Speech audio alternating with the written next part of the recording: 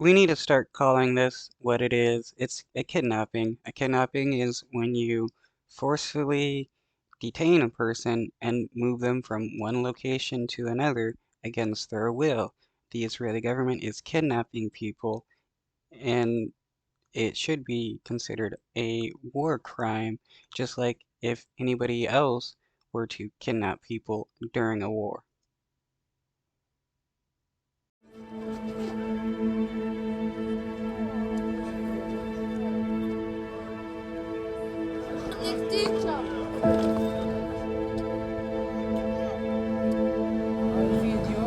I saw a detainee with blood on his face. They kept me in a room, threatened me, and showed me two videos.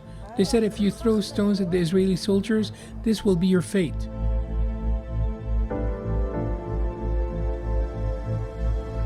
Well, they showed him this video of the IDF killing an 8-year-old and a 15-year-old and doing this to instill fear into others. Hey, yeah, if you do this, we're going to kill you.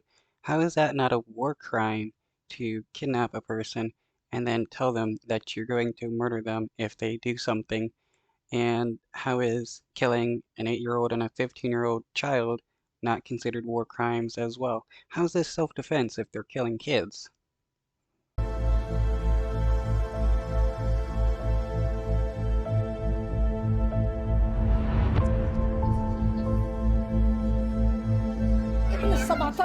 I asked the Israeli captain how could he interrogate a Git without his parents or a lawyer. 17 years old must be accompanied by a lawyer. Imagine what it's like for a 12-year-old. They took him without me, his father, or a lawyer.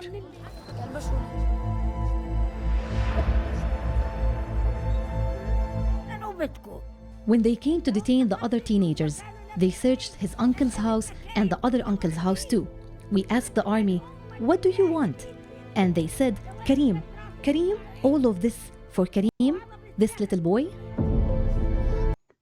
Wow, this is what Nazis would do. They would go around, round up young Jewish people and other people that they disliked, and would torture them.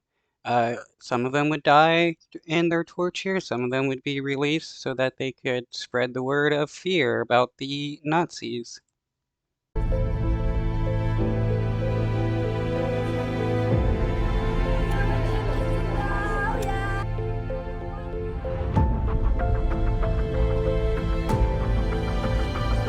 You know, if any other nation was doing this to children, having the military kidnap kids and threaten them with violence, it would be considered a war crime. The Israeli government were supposed to say it's okay because they're quote unquote defending themselves. DCI estimate that around 700 Palestinian children are prosecuted in front of military court every year, and these courts lack fair trial guarantees because the whole issue depends on the confessions extracted from children by force. And everybody knows if you torture somebody, they will confess to anything just so that the torture will stop. And the Israeli military loves to torture children.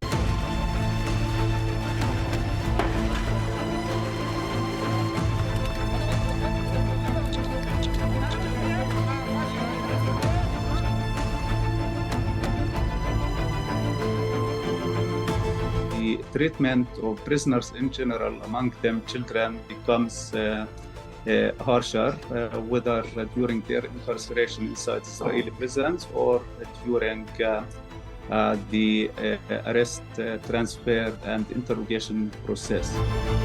Now, if like the United States was kidnapping civilians and giving them military trials for supposed crimes, there would be an uproar amongst the civilian population.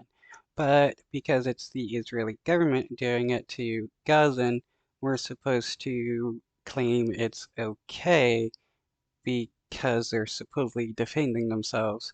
What are they defending themselves against when it's a kid throwing a stone or supposedly throwing a stone? Nothing.